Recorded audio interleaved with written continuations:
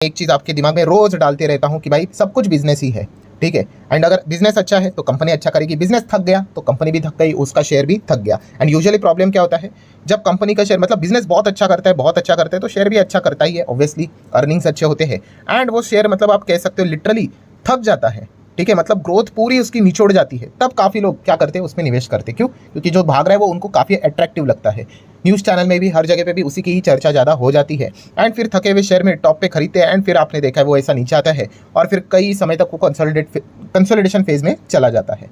सो मैंने बहुत बार आप लोगों को सिखाया कि ऐसे बहुत सारे कंपनीज होती है जिनके बहुत शानदार बिजनेसेस हम लोग को देखने को यहाँ पे मिल जाते हैं। बट सबसे इंपॉर्टेंट चीज़ क्या है बिजनेस में, उसके साथ चलने वाला एक इंपॉर्टेंट शब्द एंड वो है ग्रोथ। यस, ये सबसे कीमती शब्द है। एंड ग्रोथ मतलब क्या, देखिए ग्रोथ करने के लिए तो 1% 2% ग्रोथ वाली भी कंपनियां हैं, बट वो कंपनियां फिर भागेगी भी कितनी, आप ऐसे ही पकड़ लो 1-2% ही भागेंगी, मोटा मोटी समझ लो, ठीक है। तो हमें क्या चाहिए, अच्छे ग्रोथ वाली कंपनियां चाहिए, ठीक है। एंड जैसे मैंने बार बार कहा है कि अच्छी ग्रोथ कहाँ पे मिलेगी, जो नए नए टाइप के जो बिजनेस होते हैं वहीं पे आपको ज़्यादा ग्रोथ देखने को मिले। आप देखो ना कितने सारी कंपनीज, बहुत अच्छे से ध्यान देकर सुनना है यहाँ पे।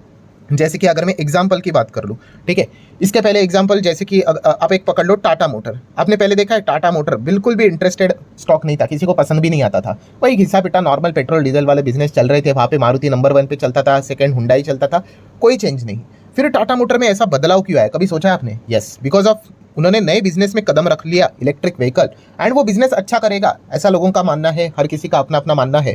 तो उस हिसाब से उस स्टॉक का हम लोग को री रेटिंग होते हुए देखने को मिला एंड स्टॉक आप देख सकते हो कहाँ पे चला गया। नो डाउट ऊपर से वो करेक्शन विरेक्शन वो सारी चीज़ें चलती रहती है। मैं ब्रॉडर चार्ट की बात कर रहा हूँ, बड़े चार्ट की बात कर रहा हूँ। सिमिलर वे एक और एग्जाम्पल लेते, टाटा पावर का ले लो। टाटा पावर भी एकदम बकवास स्टॉक, ठीक है, 12 साल से नीचे ही जा रहा था। क्यों? क्योंकि पावर वाली कंपनीज पे सरकार के रेस्ट्रिक्शन, कोई कुछ काम नहीं कर सकते। फिर सडनली ऐसा क्या बदल गया, यस, नए बिजनेस में रिन्यूएबल एनर्जी में उन्होंने कदम रख लिया, ठीक है। मतलब आप समझने की कोशिश करो, कोई भी कंपनी कोई खराब नहीं होती है, ठीक है, उसके बिजनेस में वो दम होना चाहिए, उनको ग्रोथ चाहिए। अगर ग्रोथ ही नहीं आएगी तो कंपनी करेगी ही क्या, ठीक है। कितने लोग ये इन चीज़ों को सोचते ही नहीं, पढ़ते ही नहीं है, बस उनको निवेश करने के बाद तेजी चाहिए, भागना चाहिए। ऐसा नहीं, आप देखो इन कंपनीज में क्या ग्रोथ है क्या, एंड चीज़ें बदलती है, कॉम्पिटिशन कितना बढ़ते ही जाता है, ठीक है।